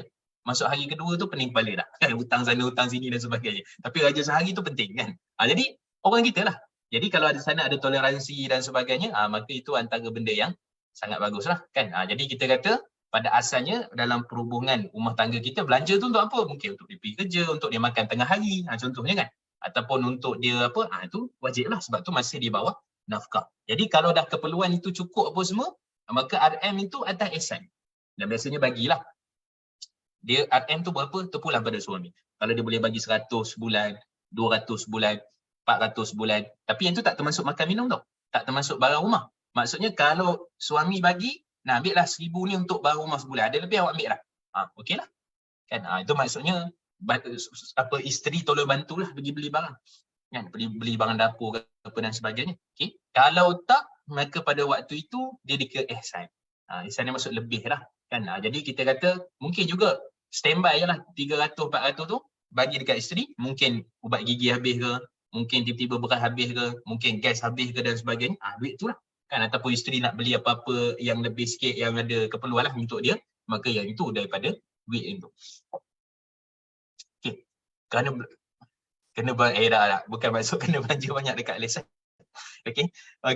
Berjaya dunia. Assalamualaikum Ustaz, boleh ke contoh suami menetapkan isteri beli rumah kerana beranggapan ianya aset yang dapat menjadi pelaburan kepada isteri pada masa hadapan dan suami dikira menumpang di rumah isteri? Tidak boleh. Sebab kalau ni masalah dia ni kan, orang selalu bangkitkan apa? Pakai Honda, loan bini.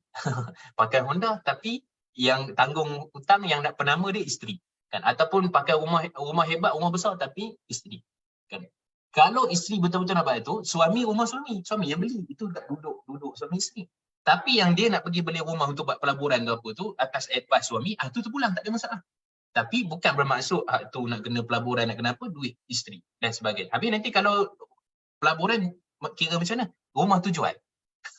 Rumah tujuan nak duduk kat mana pula dah? Kan. Jadi kita kata dia kena smart lah. Ini cerita pengurusan keuangan.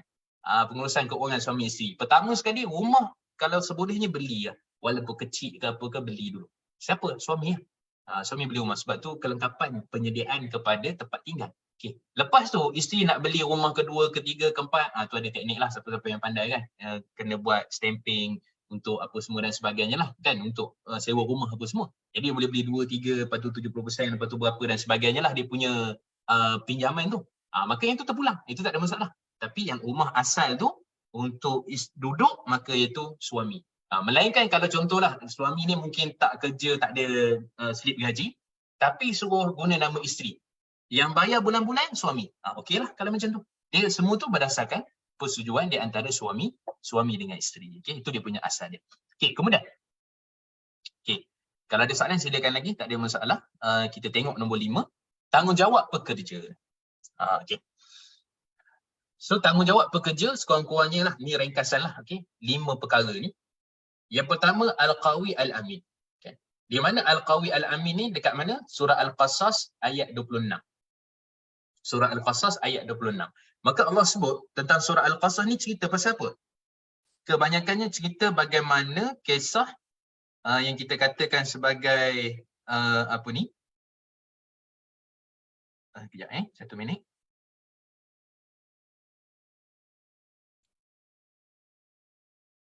Okey. Jadi dalam surah Al-Qasas ni Allah sebut tentang Nabi Musa AS. Yang mana Nabi Musa kan bila mana kaum Qibti dekat Mesir, kaum Qibti ni dia buat apa? Dua orang ni bergaduh. Dan mereka ni sebenarnya bukan tali barut lah, tapi kita kata macam pengikut Fir'aun jugalah. Okay. Jadi mereka bergaduh, datang Nabi Musa nak leraikan mereka. Entah macam mana Nabi Musa tertumbuk, mati.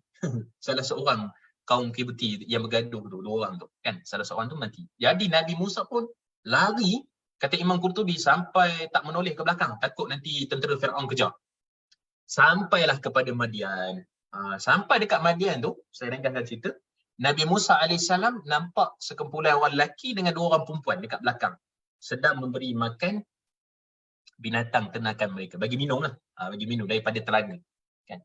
Jadi bila bagi minum tu, Nabi Musa perhati lah, tengok je gelagak dia orang apa semua kan. Sebab waktu tu dia orang ni kiranya orang penduduk Madian, maka tengok je lelaki semua dah selesai habis semua, air pun dah tinggal sikit apa semua, barulah perempuan ni kan datang. Dan kemudian kalau tengok kata Imam Al-Tabari ataupun Imam Qurtubi, Ibn Kathir pun sebut, nak angkat telaga tu punya bekas tu kena 8 orang. Tapi Nabi Musa angkat seorang je. Menunjukkan Nabi Musa tu hebat lah kan, angkat seorang. Dan kemudian dia pun tolong bagi ambil air apa semua dan bagi makan kepada si apa ni, kambing ataupun gembalaan daripada 2 orang wanita tadi. Itu menunjukkan 2 wanita tu bekerja. 2 wanita tu bekerja kerana ayah mereka tak sihat. Dalam ayat tersebut, wa abuna syaikhun kabir, dan ayah kami adalah orang yang sangat tua, terlalu tua, maka kamilah kena galas tanggungjawab sebab lelaki tak ada kan. Mereka pun belum berkahwin, maka mereka menggalas 2 orang tu, maka menunjukkan perempuan boleh kerja lah. Kan, tetapi kena menjaga dia punya perkara dan persekitaran dia. Okey. Jadi bila dah tolong tu, 2 orang ni balik mengadu dekat ayah mereka. Kalau tengok apa yang disebut oleh Imam Ibn Kathir dan juga ulama-ulama tafsir yang lain, ayah mereka tu bukan Nabi Syuaib, tetapi saudara kepada Nabi Syuaib. Walaupun ada setengah ulama tafsir kata dia Nabi Syuaib lah, tapi sebenarnya bukan Nabi Syuaib. Anak saudara lah. Dia kira sebagai anak saudara Nabi Syuaib alaihissalam lah.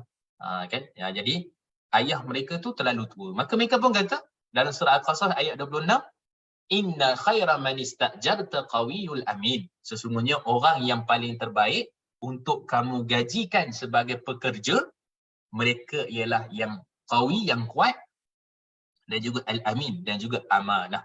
Al-qawi, al-amin. Kan? Yang kuat, teguh, yang sungguh, dan juga al-amin, yang amanah. Okay. Jadi, al-qawi, al-amin ni apa dia?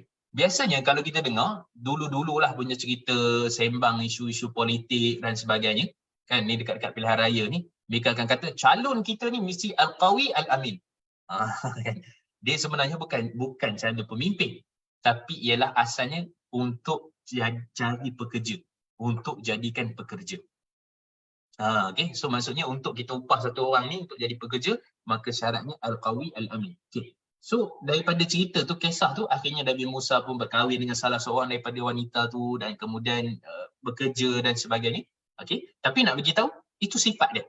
Maka kata Allah rakam perkataan itu dalam surah Qasas ayat 26 tu, yang paling terbaik untuk kamu gajikan mereka jadi pekerja kamu, al-qawi. Apa maksud al-qawi? Dia ada misi. Dia punya akal dia. Cerdik. Bagus buat kerja. Pengalaman dia. Kan? Sebab tu ni penting ciri-ciri anak-anak muda kita zaman sekarang ni. Kan? Jadi dia perlu kepada kemahiran. Kemahiran tu satu benda yang dia belajar tu, dia admin ke account ke apa dan sebagainya. Tapi dia perlukan juga kemahiran yang orang lain tak cakna, tak ambil tahu tentang kemahiran tu. Contohnya apa? Hari ni kalau guna AI kan. AI tu taklah susah sangat kan. So AI artificial intelligence tu kan untuk guna buat chat kan, chat GPT, nak terjemahan, nak apa semua tu kan. Orangnya bila cerita benda tu dia tahulah, dia pernah guna lah. Kan. Sebab kadang-kadang syarikat dia suka pada pekerja yang berkemahiran. Banyak benda yang dia boleh faham, dia boleh tahu. Kan? Dia faham tentang data, dia ada sikit pengalaman ni, ada sikit pengalaman tu dan sebagainya. Kan? Maka benda tu sangat penting. Maka itu dipanggil al-qawi. Al-qawi maksudnya bukan kuat tubuh badan. Bukan badan berketul-ketul. Sebab pekerja, kalau kena kerja tu angkat berat tu mungkin perlukan yang sihat lah. Tu sihat pun masuklah kat situ. Tapi maksudnya ialah kepakaran dia, kepandaian dia. Dia punya strategi dia, dia punya pengurusan dia. Itu dipanggil sebagai al-qawi. Okay. Kemudian juga yang kedua, al-amin. Amanah. Amanah ni daripada semua sudut lah. Amanah masa, amanah kerja, amanah tugasan apa semua dan sebagainya. Maka al-amin. Kan? Kalau jadi cashier, apa dia punya tugasan dia? Kan? Kalau contoh diberi amanah buat kerja dekat luar, apa amanah tanggungjawab yang perlu dia pikul, dia ikut. Kan? Jadi itu antara benda yang sangat penting. Okay, sambil-sambil tu saya tengok soalan. Ada soalan ni. Okey. Bolehkah isteri claim perbelanjaan dulu-dulu yang dia keluarkan jika suami sudah ada pendapatan yang lebih ataupun kaya? Claim asalnya memang claim lah. Kan? Maksudnya dia sebagai hutang. Kan? Saya pun kadang-kadang ialah bila beli tu pakai kad isteri ke apa semua, kira bagi bil kan, ataupun ingat berapa, catat dekat telefon ke apa dan sebagainya. Okay. So supaya jelas 260 ke, nanti claim lah kan, masuk hutang ke ataupun claim lah. Cerita dia kan. Jadi maksudnya di situ ialah asalnya semua perbelanjaan itu asalnya memang boleh claim. Bukan tak ikhlas. Melainkan kalau isteri kata saya belanja, saya halal kan, lepas tu minta balik, tak boleh. Sebab dalam kaedah fiqh menyatakan bahawa as-saqit la ya'ud. Apa yang telah kita gugurkan, dia tak boleh dikembalikan. Kan maksudnya kalau dulu kata belanja, kalau kata apa dan sebagainya, itu belanja. Halal lah maksudnya. Tak boleh kata bang, yang dulu belanja tapi sekarang saya nak claim yang belanja dulu. Itu tak boleh. Itu tak boleh. Tapi kalau waktu tu hutang, waktu tu memang tak ada cakap apa-apa, maka dia kira sebagai catatan. Dia bukan cerita mengungkit ke apa, tapi hak isteri. Dia adalah hak isteri. Kan? Sama juga orang salah tentang isu faraid kan, harta pusaka. Kenapa abang sulung ni beria sangat tentang harta pusaka? Bukan dia nak mengungkit, dia nak tamak harta, bukan. Tapi ada hak masing-masing. Dia ambil hak dia, adik ambil hak dia, sulung ambil hak dia, akak, acik semua ambil hak dia. Jadi kita kata itu hak, persoalan hak. Maka di sini Kalau dah sebut tentang peranjaan dulu-dulu yang memang tak ada cakap apa, maka dia kekal sebagai hutang lah. Waktu tu boleh claim lah. Okay, walaupun tak ada bil, tak ada resit, tapi boleh claim lah. Kan? Anggaran dan sebagainya, itu satu. Tapi kalau dah isteri kata dah belanja, dah halalkan, yang tu tak boleh untuk nak diminta balik.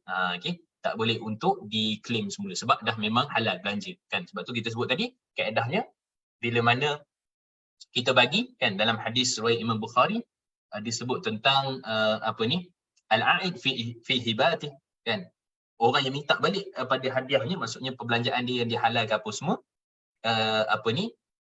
kal-kalb, seperti mana anjing menjilat semula muntah. Jadi mazhab Syafi'i kata tak boleh lah. Itu orang kata istilah buruk siku kan, dah belanja dah halal lepas tu minta balik. Jadi kita kata betul lah istilah buruk siku tu, tapi tak tahu kenapa siku lah kan. Jadi tapi nak ceritanya ialah maksudnya benda yang telah dibelanjakan kita minta balik tak boleh lah. Tak boleh. Tapi kalau tak ada hitam putih ke apa, maksudnya itu memang, ataupun mungkin suami kata hutang dulu ke apa, itu boleh claim. Tak ada masalah. Okay. Sebab dia adalah tanggungjawab suami dan wajib membayar hutang isteri. Okay. Kemudian menjaga nama baik majikan. Ini penting. Kadang-kadang bila kita dah tak suka dekat majikan, kita keluar, kita hebohkan macam-macam lah. Kan? Tapi kalau dia kepentingan umum, contoh, majikan ni tak bayar gaji pekerja. Kan, majikan ini sekian-sekian. Majikan ini memang gatai, contohnya kan. Dan majikan ni memang adalah isu-isu yang melibatkan urusan orang, awam semua. Maka yang itu, Facebook apa semua tu, kita kata lebih baik ada saluran dia lah. Nanti kita bincang tentang JTK, Jabatan Tenaga Kerja ataupun buruh, ataupun penting juga. Itu hak pekerja dan juga majikan. Okay? So, jaga nama baik. Satu. Yang kedua, jaga IP. IP ni maksudnya intellectual property. Maksudnya apa yang syarikat tu buat, dia punya brand dia sendiri ke, strategi dia ke, ataupun dia punya kaedah dia ke, apa dan sebagainya, yang betul-betul syarikat tu punya. Syarikat tu yang create. Maka itu kita tak boleh bawa keluar. Walaupun kita kerja kat tempat lain, kita tak boleh untuk apply benda-benda yang seperti itu guna sebiji. Tapi kalau knowledge, pengalaman tak ada masalah. Pengalaman kerja tu kita gunakan kat kerja lain tak ada isu. Tapi kita guna branding dia tu. Kita ambil sebiji-sebiji, paper dia ke, kan, dia punya kertas kerja ke apa, kita ambil sebiji, tukar sikit-sikit. Contohnya. Lepas tu kita ni kan, dan sebagainya lah. Dan memang kita copy strategi, cara, kaedah apa semua, yang itu ada sikit IP. Sebab tu, kami kalau semak isu-isu berkait dengan syariah, dalam kontrak majikan dengan pekerja, offer letter tu, kita akan letak isu IP ni. Supaya clear. Kan, clear, jelas apa yang boleh, apa yang tak boleh untuk dibawa keluar. Kan, kadang-kadang borang, kadang-kadang apa dan sebagainya tu. Jadi tu kena clear. Sebab dia agak di tengah-tengah. Sebab nanti akan ada pengalaman dekat syarikat tu, jadi pengalaman itu dia gunakan. Itu tak ada masalah. Tapi kalau dia copy sebiji, dia ambil betul-betul apa yang dia pernah buat ataupun yang syarikat pernah buat, dia gunakan maklumat-maklumat tu. Kan, saluran-saluran itu. Yang itu tidak dibenarkan. Itu IP. Maksudnya, dalam offer letter surat kerja mesti ada tentang menjaga hak berkait dengan hak cipta. Itu maksud dia IP tu. Okey. Kemudian pegang syarat akad. Macam mana pegang syarat akad ni? Maksudnya Nabi sebut dalam riwayat Imam Tirmizi, hadis sahih, al-muslimuna ala syurutihim. Orang Islam dipegang pada syaratnya. Okey. Okey, ini kita kata antara benda yang penting lah. Okay. So ini perkara, benda yang Nabi sebut orang Islam dipegang pada syaratnya. Maksudnya syarat tu yang dibuat oleh majikan, yang dipersetujui oleh pekerja. Maka waktu tu pekerja kena laksanakan. Kan, contohnya apa? Contohnya ialah dia punya kerja yang dia kena buat, JD, job description dia apa dia? 1, 2, 3, 4. Kan? Tapi masalah dia, saya tak berapa suka sangat. Kadang-kadang ada setengah majikan ni, contoh dia ni kerja bahagian admin. So admin tu nombor 1 apa? Nombor 1 sekian-sekian dia buat kerja dia, kena key in data ke apa. Nombor 2 dia kena buat sekian-sekian, nombor 3 kena buat sekian, nombor 4 dia buat kerja berdasarkan arahan majikan dari semasa ke semasa. Okey, yang itu tak berapa cantik sebenarnya. Tapi ada letak tu bolehlah, haruslah letak dalam offer letter tu. Kan dia punya JD tu apa. Tapi tak berapa bagus sebab nanti dia akan jadi suka hati je majikan nak buat apa. Cuba refer balik offer letter. Kan saya kata nombor 4 berdasarkan arahan majikan dari semasa ke semasa, tu dia suruh beli roti canai. Suruh beli pergi bayar bil air api. Kan dia punya pekerja dia. Kan tolong sikit bayar saya punya BIP ni, orang anak sekolah saya tak bayar lah, transfer kejap kan, contohnya. Tak boleh lah kan, sesuka hati majikan macam tu. Jadi ikut jadi lah. Ikut jadi. Okay. Kemudian kita kata pegang pada syarat pekerja memang kena pegang masa, waktu, kena buat apa, bila dan sebagainya. Itu juga antara benda yang sangat penting. Termasuklah dedikasi dan juga bertanggungjawab sebagai seorang pekerja. Okey. Kemudian tanggungjawab majikan. Ini penting. Saya ada setengah-setengah team building Team building banyaklah juga kadang-kadang tu untuk staff kan, supaya staff ni berkat kerja, amanah apa dan sebagainya. Tapi jarang disentuh tentang majikan. Sebab yang konsultan yang buat team building tu pun juga majikan tu lah dia bayar kan, bayar berapa-apa dan sebagainya. Maka dia tak boleh untuk nak sentuh isu-isu majikan. Sebenarnya kena sentuh. Penting isu-isu berkait dengan majikan. Okay? Yang pertama sekali, majikan kena bayar gaji. Kena bayar gaji. Sebab tu kata Nabi SAW dalam hadis riwayat Imam Al-Bukhari, Nabi sebut thalathatun ana khasmuhum. 3 kelompok yang aku musuh mereka dekat hari akhirat. Ini hadis kursi, hadis sahih dalam riwayat Imam Al-Bukhari. Kata Nabi SAW, Nabi sebut apa? Aku musuh kepada 3 kelompok. Yang pertama sekali, mereka yang bersumpah dalam perniagaan. Bersumpah dalam perniagaan ni bukan semestinya nama Allah. Demi Allah produk saya bagus. Demi Allah produk saya ni kalau guna mesti sembuh. Bukan semestinya macam tu. Tapi kalau ikut para ulama semasa moden, Dr. Nazir Hamad dan lain-lain ni, mereka bila bincang tentang isu ni, termasuk bersumpah bila mana dia garanti pada barang. Garanti maksudnya apa? Kalau pakai produk ni, garanti putih. Contoh gitu. Kalau pakai saya punya ni, kalau beli saya punya ni, garanti. Maksud garanti, confirm, pasti. Perkataan tu tak boleh ada dalam jual beli. Perkataan tu tak boleh ada dalam jual beli. Produk saya ni kalau guna pasti tak meninggal. Contohnya kan. Produk saya ni kalau pakai pasti gini-gini kan, tak boleh. Sebab kalau pergi kat hospital pun siap bagi tahu side effect. Kan, ubat ni kalau makan lebih dia akan mengantuk. Itu ada, patutnya ubat-ubat produk-produk ni ada side effect. Tapi itulah saya kata dah. Saya anti sikit pada produk-produk apa kita kata, produk-produk kat luar ni, terutama suplemen apa benda semua ni kan. Bukan anti apa, doktor pun ramai anti lah kan. Sebab bahan kandungan, racun apa benda semua dan sebagainya kan, tak ada kelulusan KKM, tak ada halal jakim. Tu kena hati-hati lah. Okey, dia kena berhati-hati. Okey. So maksudnya bayar gaji pekerja. Dan itu maksudnya daripada hadis tadi. Yang kedua kata Nabi SAW ialah mereka yang memperhambakan hambanya, maksudnya dia tekan betul-betul hamba dia, dan hamba dia tu bukan tolong bantu ke apa, dia ambil upah daripada hamba dia tu. Yang tu pun Nabi Allah musuh hari kiamat sebab mengambil kesempatan di atas kesusahan orang lain. Okay. Yang ketiga iaitulah majikan yang tak membayar gaji pekerja. Okay. Majikan yang tak bayar gaji pekerja, tak bayar, sengaja lewatkan dan sebagainya. Kan, ini juga antara benda yang penting. Kadang-kadang tu majikan bagi tahu siap-siap. Kalau 25 hari bulan kena pada hari Sabtu, maka tak boleh masuk 25 hari bulan lah gaji tu. Mungkin akan masuk 27 hari Isnin baru masuk. Clear lah kalau bagi tahu macam tu. Kan? Ataupun hari Sabtu tetap masuk juga. Masuklah hari Sabtu 25 lah. Ni 25 tu 28 hari bulan berikutnya baru bayar. Tu tak boleh. Kan? Sebab Nabi sebut dalam hadis yang sahih, u'tu al-ajr. U'tu al-ajra al-ajir qabla an yajifa 'arqa. Kata Nabi SAW, kamu kena bayar gaji pekerja sebelum kering peluhnya. Hadis tu sahih. Tapi hadis tu bukanlah bermaksud kan letih juga majikan. Siap kerja bayar. Okey, kita kena faham dalam konteks masa ni, ada kerja bayar gaji hari, ada kerja bayar gaji mingguan, ada kerja bayar gaji bulanan. So dia berdasarkan kesepakatan dua pihak.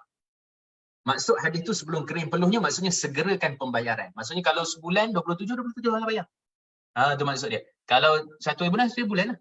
Tengok kepada company, tengok kepada kesepakatan. Itu maksud hadis tu, kata Imam Al-Munawi, dia berdasarkan persepakatan di antara pekerja dengan majikan. Itu maksud hadis sebelum kering peluhnya. Jadi kadang-kadang minta ke bos, peluh saya dah kering ni, gaji tak masuk lagi hari ni. Tak boleh lah kan. Sebab hadis tu bukan literal. Hadis tu berdasarkan persepakatan. So bayar gaji. Okay. Yang kedua, tidak membebankan.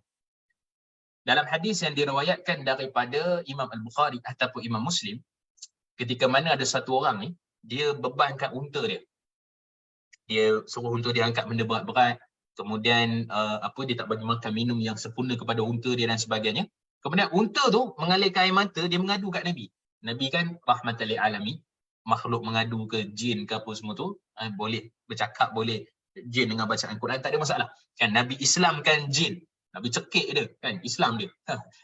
Jadi nak ceritanya benda tu boleh berlaku sebab Nabi ialah wahyu.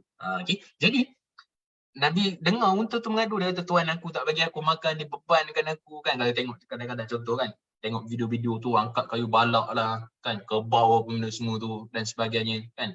Jadi kita kata beban tu kan, maksudnya apa yang dia sepatutnya. Maka Nabi panggil tuan dia. Nabi panggil tuan dia ni, unta kamu ni mengadu sekian-sekian, kamu berlaku baik, mulai esok sekian-sekian lah. Kan, buat baik pada dia, kerana dia mengadu pada aku. Dan sebagainya. Kerana dia satu benda yang dosa. Kan. Jadi, kalau haiwan pun Nabi tak beban kan, samalah juga dengan manusia. Apatah lagi kita punya pekerja. Mentang-mentang lah kita bayar gaji dia, kita bebankan sekian-sekian. Ni majikan kena tahu ni tentang isu ni. Okey, kemudian peluang tambah kemahiran kerja. Kan? Sama juga kalau pekerja nak tambah kemahiran, kan ada setengah tu alhamdulillah, tempat-tempat tentu dia bagi tajaan master PhD kepada pekerja dia kan, ataupun nak buat kursus-kursus persialan kemahiran. Bagus sangatlah company yang macam tu supaya tambah kemahiran kepada pekerja dia. Kan ada setengah company dia tak nak invest sebab benda tu kan duit. Kan, tapi kalau benda tu dapat dibuat bagus. Kan betul, mikro dengan tu salah, mikro dengan makro management. Kan. Mikro dengan makro management ni maksudnya ialah seorang pekerja tu dia ada limit dia pantauan daripada bos.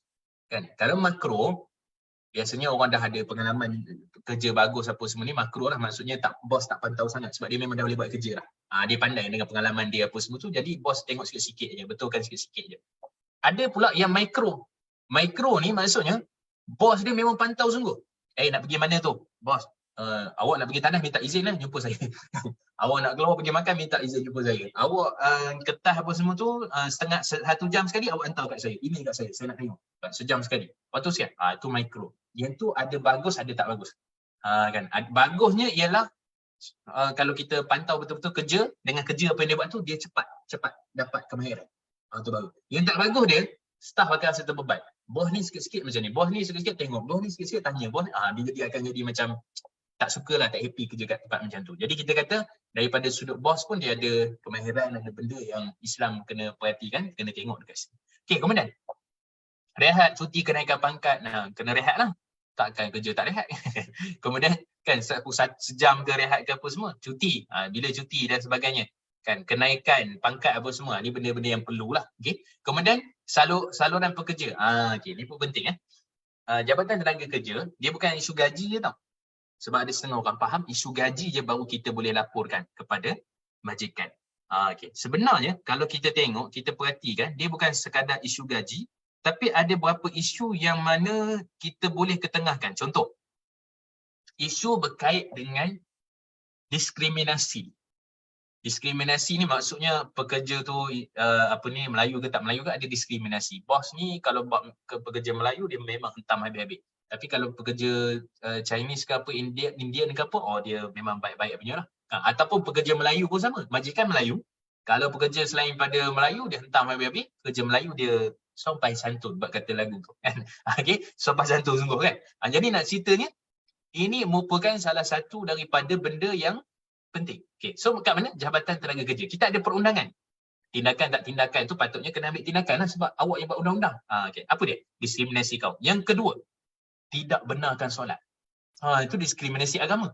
Contohnya solat Jumaat dia tak bagi keluar, kan, solat 5 waktu tak boleh, nanti tak boleh buat sale, tak boleh apa. Itu boleh salurkan kepada Jabatan Tenaga Kerja. Jabatan Tenaga Kerja boleh ambil tindakan. Yang ramai orang tak tahu ni, kan, bukan salur kepada pejabat agama, salur kepada Jabatan Tenaga Kerja. So maksudnya isu solat Jumaat tak bagi keluar, isu tak bagi solat, isu apa semua ni, kan, masuk kebebasan beragama lah waktu tu. Tapi kalau pergi solat duha pun setengah jam tak boleh lah, kan. Solat duha tu sunat, kerja tu wajib. Kan, kalau sampai awal kita solat tu tak apalah kan. Jadi kalau bos pun okey je kalau setakat solat duha 10 minit apa tu, tu cerita lain lah kan. Tapi yang paling utama ni solat wajib. Solat wajib. Kan. Pekerja pula jangan ambil kesempatan mentang-mentang lah bos bagi solat duha tu dia sejam solat duha. Tambah zikir lagi. Kan. Padahal sebenarnya pergi ke lain kan. Tu tak boleh lah. Tapi kita nak kata asalnya solat-solat yang wajib dan sebagainya beragama, maka iaitu ada saluran dan sepatutnya tindakan itu diambil lah. Okey. Jadi itulah secara ringkas tentang perkara-perkara yang bersentuhan dengan isu-isu muamalat berkait dengan kita punya pekerjaan yang kita dapat bincangkan pada pagi ni. Okey, saya tengok soalan lagi kalau ada. Sebaik pekerjaan perlu sign. Betul? Overclaim salah satu. Okey. Oh, tak ada soalan lagi. Okey, ada soalan lagi setakat ni? Ada apa-apa yang nak ditanya? Ya, maksudnya dalam dari segi hubungan majikan dengan pekerja ni bukan semata-mata yang ada kontrak lah kot. Kalau contohnya macam kita panggil tukang rumput ke tukang rumah ke, itu ada kaitan juga dengan perkara-perkara ni lah. Maksudnya dari segi gaji mungkin dah tak ada yang jadual bergajinya, cuma dari segi upah atau macam tu. Okey. Kalau kita tengok dari sudut kerja sendiri, dia biasanya dia tidak ada ketetapan waktu. Jadi bila tidak ada ketetapan waktu ni, dia tu dengan pekerjaan yang kita buat semata-mata. Kan contohnya misalnya rumput ke apa dan sebagainya, maka yang itu secara umumnya kena amanah-amanah lah. Kan amanah lah pekerjaan, kena pandai pengurusan, kemudian juga berkait tu yang mana ada dalam ni, adalah. Tapi kalau contohnya kena contohnya pegang pada syarat. Kena pegang pada syarat, maksudnya kalau awak dah buat siap ni, saya bayar. Kena bayar lah. Bayar daripada dia. Ataupun dia kena buatlah apa yang sepatutnya. Itu contohnya kan. Jadi benda-benda tu pun masih ada, cuma dia agak lebih terbuka sikit. Jadi ejen kalau buat sale dapatlah, kalau tak dapat tak dapatlah komisen. Tapi jangan buat sale komisen tak bayar. Itu pun termasuk juga dalam isu perbincangan tadi, yang mana ada yang termasuk dan juga ada yang tak berkait tetapi still di bawah tempat ataupun area yang sama berkait dengan hak seorang. Kalau majikan tu kita nampak macam office, tapi kadang-kadang boleh jadi orang yang upah tu. Kan upah tolong mesa rumput, upah tolong beli barang kan. Contoh lain apa? Simple. Kita kata upah ambil makanan, upah delivery, kan penghantaran apa semua tu, kan berapa ringgit apa semua tu. Tu kita kena bayar. Tu kena bayar sebab tu upah dia. Tak boleh kita kata makanan dah lah mahal, lepas tu ni pula nak upah pula. Tak ada, bayar makanan je. Tak boleh. Sebab itu memang upah dia dah. Kan yang tu cerita dia lah. Wallahualam. Okay. So kalau tak ada soalan, saya berhenti dulu kat sini. Oh ada. Pengurusan kena. Okey, insya-Allah nanti kita sambung lagi. Terima kasih semua. Minta maaf ada salah dan silap. Mudah-mudahan Allah rahmati kita dan ada sikitlah untuk anak-anak kita, untuk orang-orang yang berada di sini kita yang kita boleh sampaikan tentang isu-isu berkait dengan perkara ini. Wallahu alam, kita habis kat sini dan saya serahkan balik pada Puan Syafini. Assalamualaikum warahmatullahi wabarakatuh. Waalaikumsalam warahmatullahi wabarakatuh. Jazakallahu khairan Ustaz untuk penerangan pada hari ini dan insya-Allah kita dah clear lah kan, kalau bukan saja berkaitan dengan majikan dan pekerja di pejabat, tapi kita kena awas jugalah dengan orang-orang yang kita minta bantuan atau gunakan servis khidmat-khidmat mereka insya-Allah. Jadi kita tutup majlis kita pada hari ini dengan tasbih kafarah dan surah Al-Asr. Subhanakallahumma wa bihamdika asyhadu.